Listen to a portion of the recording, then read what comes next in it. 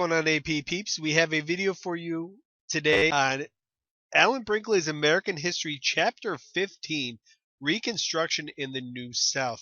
Okay, so some things to keep in mind, some questions to keep in mind as we go forward are the following. How should the South be readmitted after the Civil War?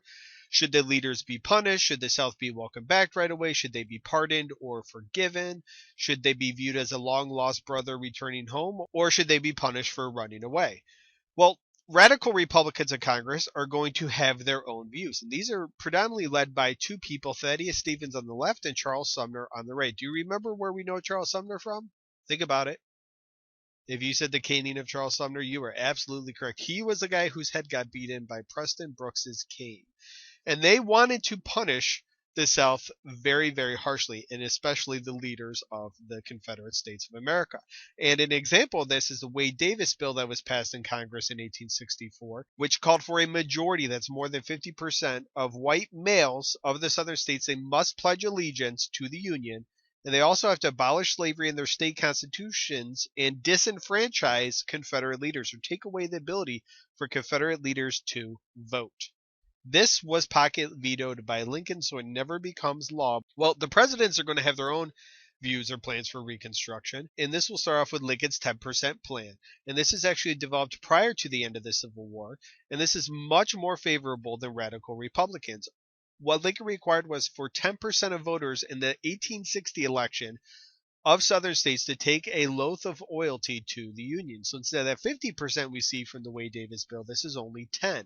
And Lincoln hoped to one day extend suffrage to certain African Americans, and most notably those that owned land and were educated. Johnson's plan when he becomes president after Lincoln's assassination favored an oath of allegiance, and he also allowed wealthy Confederates to apply for a pardon. He actually really liked the idea of wealthy Confederates begging for a pardon because he was from the South, but he grew up very poor, so he resented wealthy Southerners. And he favored appointing a governor for each state. So this is kind of the idea that will come about during radical Reconstruction or military Reconstruction in the South. And by the end of 1865, all the seceded states met the requirements of Lincoln or Johnson's plans, but we'll see Congress is not happy. So during the Civil War, 20% of the adult white male population of the South died. So we're going to see a lot of people never return home, and women will have to go out and get jobs to kind of make up for this. There's this idea called the lost cause during this time, which is many people in the South looked fondly at the South as it was pre-Civil War. So this reminiscing of how great they thought it was. Leaders were revered like Jefferson Davis. Robert E. Lee was a huge hero during this time as well. And many whites wanted to preserve this culture and way of life. So they wanted post-Civil War to be as similar to pre-Civil War as possible. And there are some differing views of freedom during this time. Southern whites viewed freedom as freedom from the North and the federal government, or federal interference as they saw it. And African Americans viewed freedom as having the same rights and protections as whites. The Freedmen's Bureau is going to be established. This is a very popular idea that you should be familiar with. And you see in the middle is a Freedmen Bureau worker standing in between hostile whites and African Americans. It was led by General Oliver Howard, and the goal of this was to provide food, education, and assistance to former slaves and some poor whites as well. Its biggest success, if you ever see a question about what was the biggest success, or how was the Freedmen's Bureau successful, it came in education. Not a lot of land was given out, but absolutely it was successful in education. So know that, guys. Okay, so why did Congress refuse to recognize Southern governments and begin this period known as radical Reconstruction? Well, there's two really big things that kind of stand out. One are black codes, which are harsh laws for African Americans, and they could be arrested for being unemployed and then assigned to a farm to work. That really sounds a lot like slavery.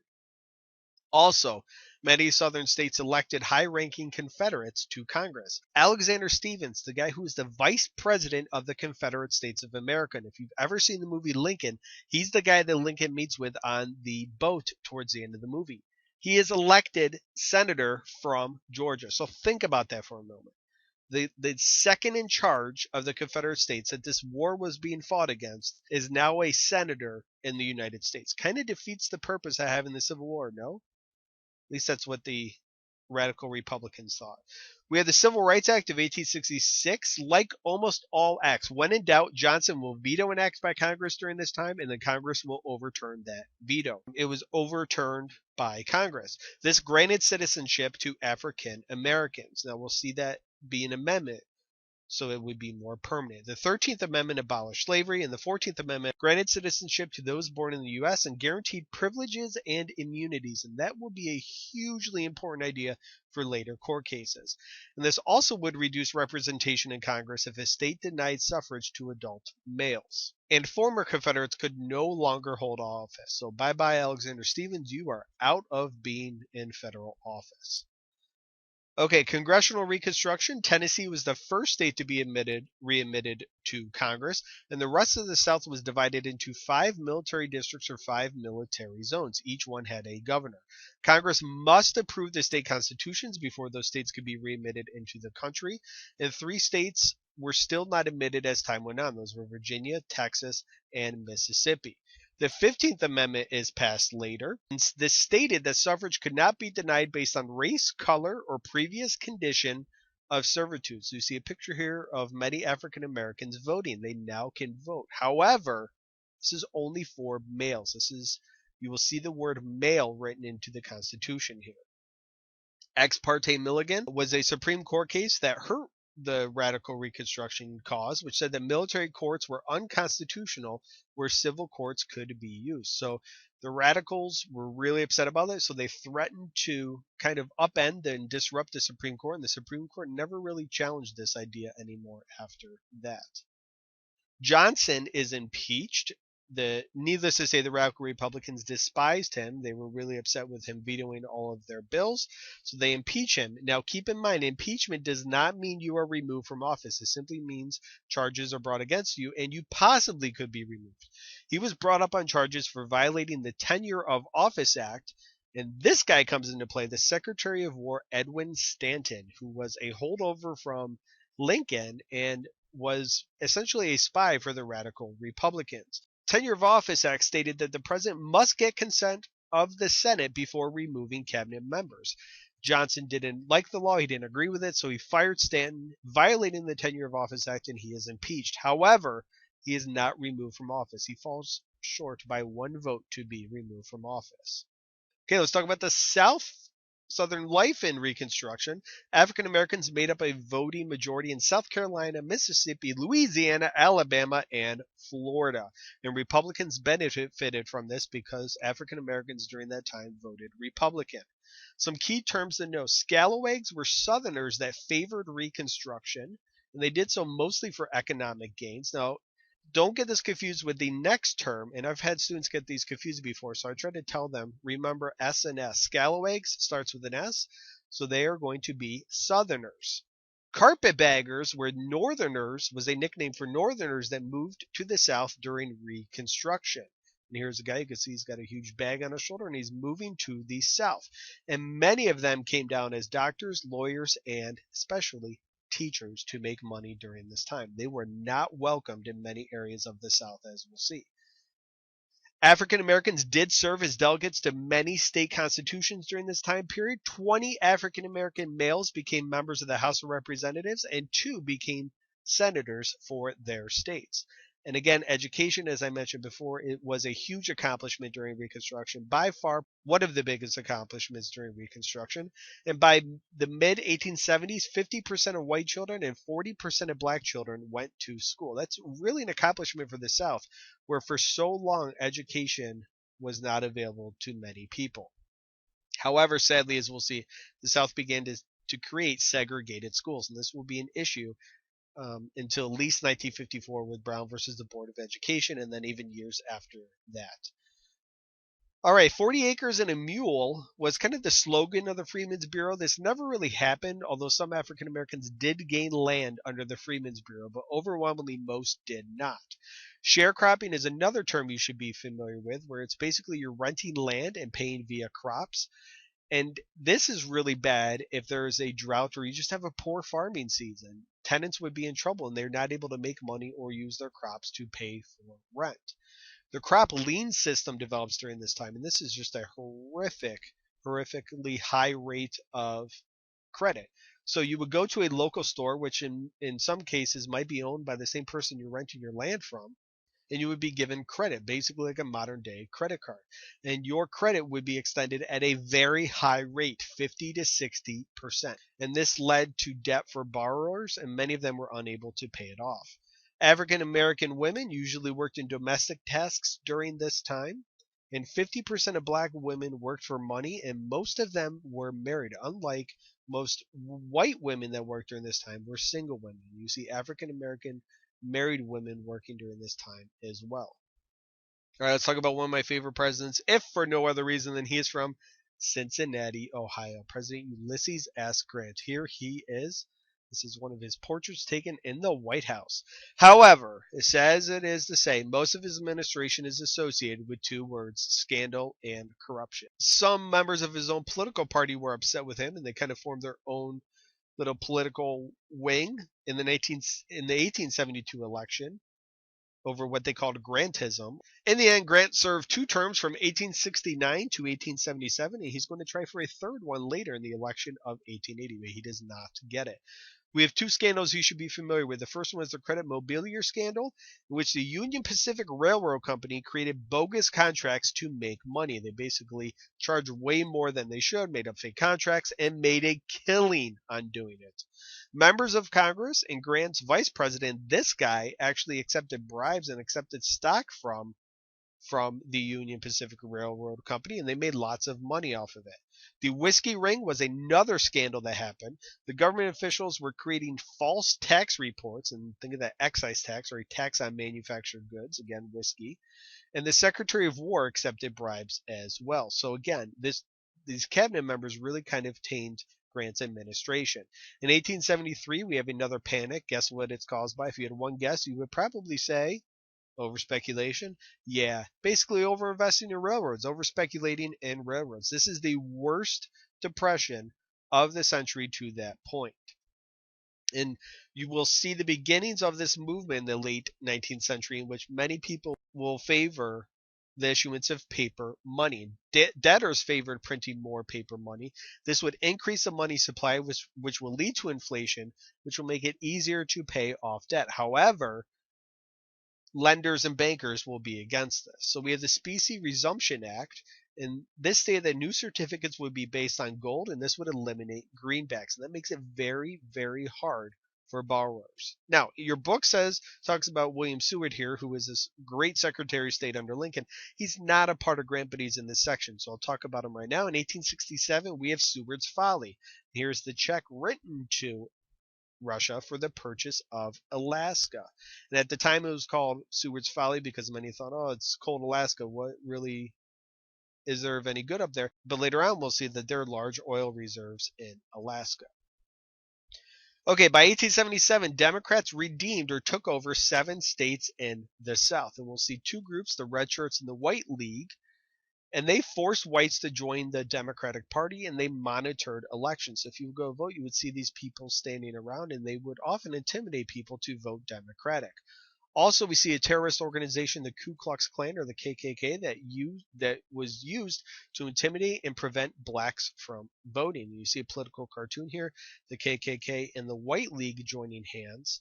And you'll see here it says worse than slavery. So African Americans are being terrorized by these groups.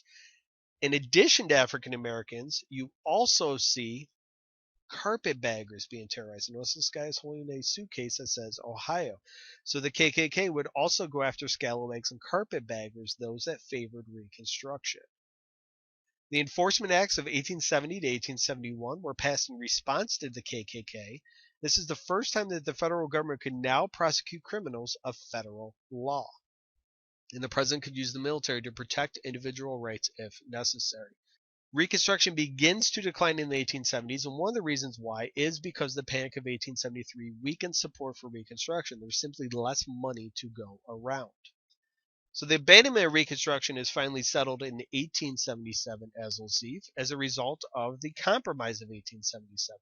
And it all revolves around the election of 1876, which is Hayes, a Republican, versus Tilden, a Democrat. And Tilden received 184 electoral votes to Hayes's 165, and 185 was needed to win, to have that majority. So all Tilda needed was one more. 20 electoral votes were in dispute, and eventually all 20 were given to Hayes. I do have a detailed video on the Compromise of 1877 I encourage you to check out, and other videos in the description as well you'll see. So what's the importance of the Compromise of 1877? No ifs, ands, or buts about it. Know that Reconstruction ends. It's over. The military is withdrawn from the South. Reconstruction is over. This 12-year period, this 12-year experiment is no longer.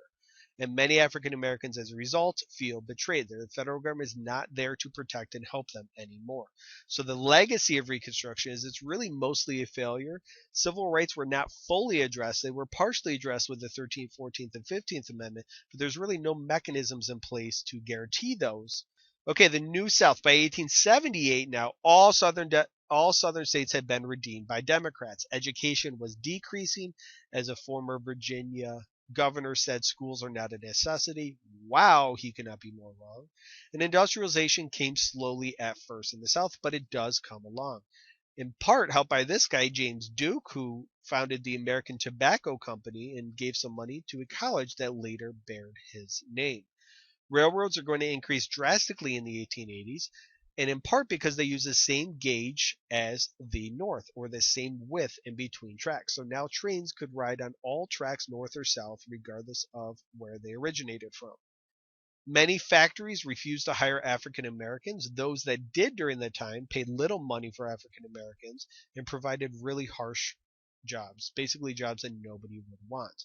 Black colleges do increase during this time, and we'll talk about it right now with Booker T. Washington, this former slave. He is one of the most influential black leaders from the late 19th, early 20th centuries. He founded the Tuskegee Institute, and he advocated that blacks should gain an education, specifically vocational training. Be familiar with that term, vocational training. Now, what does that mean? It means learning a skill. Like today, it would be like being a plumber, being an auto mechanic, learning some sort of trade or skill. He believed that African Americans should adopt the standards of the white middle class, and that economic gains should come before social gains. Now, he is not without controversy, most notably because of something called the Atlanta Compromise, in which he said that African Americans would not challenge segregation if they had economic opportunities. And this offended some African Americans, most notably, we'll learn about later, W.E.B. Du Bois, who wanted social and economic and political equality. The civil rights cases of 1883 stated that the 14th Amendment did not prevent private discrimination, only government discrimination. So in other words, private businesses could discriminate against individuals. Plessy versus Ferguson, an 1896 court case, which I do have a video on, established this idea of separate but equal, that there could be separate facilities for blacks and whites as long as they were equal. Okay, we'll finish up talking about African Americans and voting. We have poll taxes that were established, required one to pay tax to vote. Literacy tests were also established, which required an individual to prove that they were literate in order to vote. And these tests were not administered equally. African Americans were often given a much harder test. Now, the problem for some in the South who favored poll taxes and literacy tests as a way to eliminate black suffrage was that it also hurt whites. There were a lot of poor, uneducated white people as well. So they came up with an idea called the Grandfather Clause, which said that poll taxes and literacy tests were not required to vote if your ancestor could vote in the election of 1860. Let's go back to 1860. Who could not vote in 1860? African Americans. Jim Crow laws established legal segregation in the South, and again, these were upheld by that court case, Plessy versus Ferguson. See a political cartoon from the 1950s when segregation was still legal. You could see a car for white and a Jim Crow car. Clearly, those two cars are not equal at all. Last thing you should be familiar with, when we're talking about lynching, we're talking about public hangings of African Americans, and this increased drastically in the 1890s, but it did decrease in the early 1900s in large part due to this woman, Ida B. Wells. She was a very well-known journalist, and she spoke out against lynching. Please be familiar with Ida B. Wells. She appears quite often, and she's a pretty remarkable person to boot.